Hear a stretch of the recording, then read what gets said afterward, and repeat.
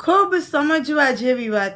અત્યારના સમયમાં પતિ પત્ની વચ્ચે ચાલી રહેલી વિચારસરણી એ ભવિષ્યમાં એનું શું પરિણામ આવે છે ખબર છે? શું પરિણામ આવશે એમ?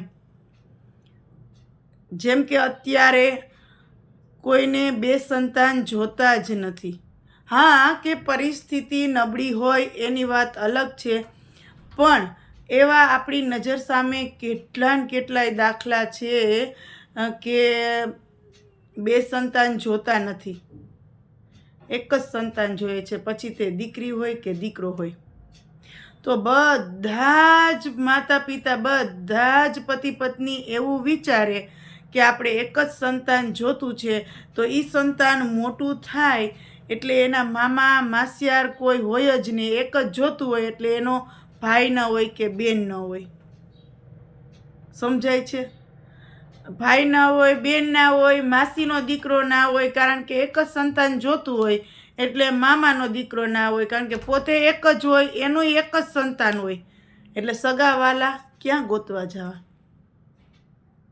ખૂબ સમજવા જેવી વાત છે કે એક જ સંતાન દરેકને જોતું છે, કે દીકરી આવી હોય, દીકરી હોય તો એક દીકરી જ હોય તો એ દીકરીને ભાઈ ન હોય,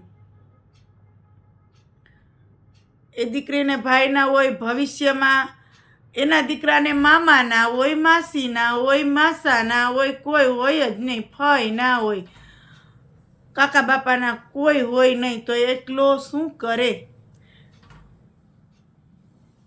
આ ભાગદોડ ભરી દુનિયામાં એક સંતાન હોય ને તો આપણો જીવ કેટલો મુઠ્ઠી મારીએ છે. દરેકના માતા પિતાનો રહે છે કે નહીં? ખૂબ સમજવા જેવી વાત છે કે સેજે વહેલું મોડું થાય તો આપણને કેવું થાય? એ બાળક જ્યારે એકલું હોય, જ્યારે મોટું થઈ અને જ્યારે એને જરૂર પડે એના મનની વાત કહેવાની, એને કોઈની ઘરે જવાની, તો એનું કોઈ સગુવાલું જ ના હોય તો એ ક્યાં જશે? સમજાય છે? પણ છતાંય આપણે સમજતા જ નથી. આપણે બધાની મેન્ટાલિટી એવી થઈ ગઈ છે કે વડીલો કહેતા હોય ને કે આપણે ક્યાં પરિસ્થિતિ નબળી છે કે તમે એમ કહો છો કે એક જ સંતાન જોઈએ. પણ આપણી બધાની અત્યારની તમે ને હું બધા આવી ગયા કે એવી મેન્ટાલિટી છે, અમારે એક જ સંતાન જોઈએ છીએ. અમે એક સંતાનને મોટું કરી લેવું, ઉછેરી લેવું. અત્યારે મોંઘવારી પ્રમાણે એક સંતાન અમારે બરોબર છે. પણ એ સંતાનનું આજુબાજુનું વાતાવરણ ભવિષ્યમાં કેવું થશે એ કોઈ દી વિચાર્યું છે? નહીં. પછી કોઈ નહીં હોય, મામા, માસા, માસી, ફઈ, ફુવા, કાકા, કાકી, એવું કોઈ હશે જ નહીં. ને પછી બસ મિત્રો, આડોશી પાડોશી એ જ હશે એના સાચા સગા. જ્યાં એ જોબ કરતું હશે એ હશે, જ્યાં એ રહેતું હશે એ હશે, પણ એનું પોતાનું કહેવાનું, જે એના પોતાના લોહીના સંબંધો હોય એવું પરિવારનું તો કોઈ કઝિન નહીં હોય, કોઈ ભાઈ બહેન નહીં હોય, મામા માસિયાર કોઈ નહીં હોય. એવું લાંબુ વિચારતા નથી. ના, અમુક લોકો વિચારે છે કે આપણે બે સંતાન તો હોવા જોઈએ, કે મોટા થઈને બેન ભાઈને કે ને કે રાયજાઈ કરવા થાય, બેન ભાઈની તકલીફ હોય એકબીજાને શેર કરે, બેન ભાઈ હોય તો એકબીજાની ઘરે જઈ શકે. બેનના સંતાન હોય એમ કે મામાની ઘરે જવું, ભાઈના સંતાન હોય એમ કે ફઈની ઘરે જવું. પણ આ એક જ હોય એ કોને કહે? કોઈને ના કહે. કોની ઘરે જવું? મિત્રોની ઘરે જવું, બસ. કે જ્યાં જોબ કરે છે એની ઘરે જવું, એમ જ કહેશે. એટલે નવી જે જનરેશન છે એને તો એના માતા પિતા, એના વડીલો કહેતા જ હોય છે, પણ છતાં એ મગજમાં લેતા જ નથી કે નહીં અમારે હવે એક જ સંતાન જોઈએ છે. તમને ના ખબર પડે મોંઘવારી પ્રમાણે? કાશ એને શું કામ નથી ખબર પડતી? એને ખબર પડે એટલી જ આપણને નથી ખબર પડતી. એ ભવિષ્યનું વિચારે છે ને આપણે અત્યારે વર્તમાનનું જ વિચારીએ છીએ. એ તો ભવિષ્યનું વિચારે છે. એટલે તમને ફોર્સ કરે છે કે બે સંતાન હોવા જોઈએ, પણ છતાં આપણે સમજતા નથી. આ સમાજની એક વાસ્તવિકતા છે જે તમને, મને અને બધા પેરેન્ટ્સને લાગુ પડે છે. કે વડીલો બિચારા આશ રાખીને બેઠા હોય કે આને એક સંતાન છે, આટલી ઈસ્કામત છે, પણ આને સમજાતું નથી કે આપણે આને બીજું સંતાન હોવું જોઈએ એમ.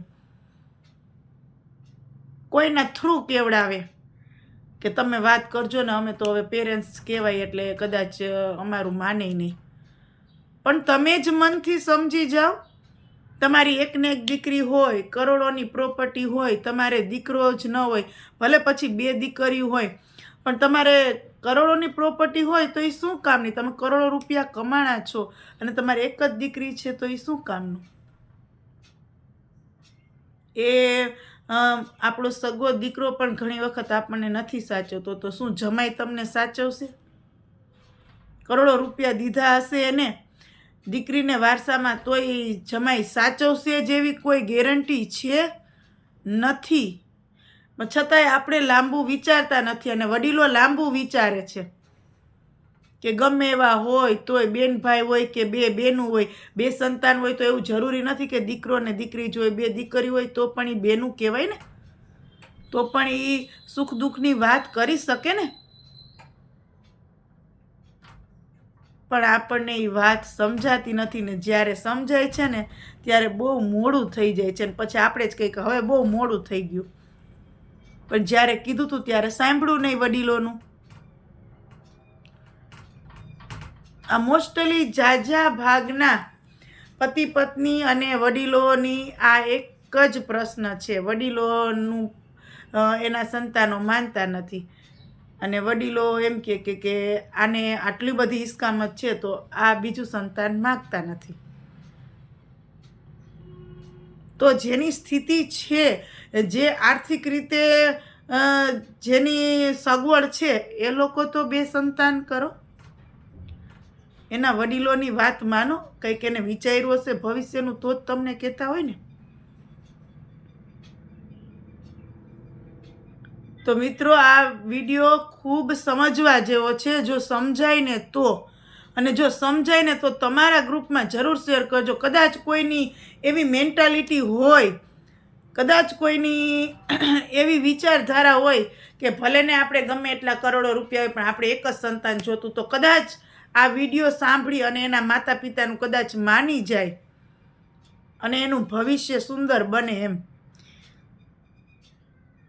કે એનું ભવિષ્ય સુંદર બની શકે છે કે એક સંતાન નહીં 2 સંતાન હોય તો બે સંતાન એકબીજા સાથે વાત કરી શકે, એકબીજા સાથે હસી મજાક કરી શકે, રમી શકે, એકબીજાનો સહારો બની શકે.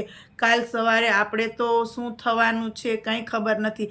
માતા પિતાના ગયા પછી સંતાન એકલું પડી જાય, એ કોઈ દી વિચાર કર્યો છે? એ આપણે નથી વિચાર કર્યો, વડીલો વિચાર કરે કે જ્યારે અચાનકથી માતા પિતાનું અવસાન થાય ત્યારે એક સંતાનવાળું વ્યક્તિ હોય ને મૂંઝાઈ જાય. એ એનો પ્રશ્ન કોની પાસે કરે?